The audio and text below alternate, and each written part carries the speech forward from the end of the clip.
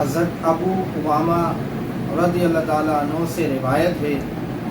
کہ رسول اکرم صلی اللہ تعالیٰ علیہ وآلہ وسلم نے فرمایا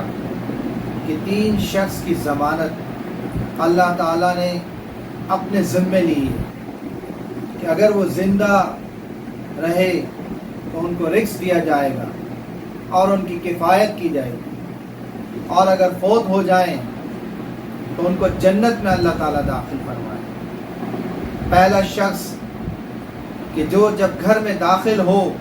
تو سلام کرے تو اللہ تعالیٰ اس کی ضمانت اپنے ذمے لیتا ہے، اور دوسرا شخص کہ جب گھر سے نکلے تو مسجد کی طرف جائے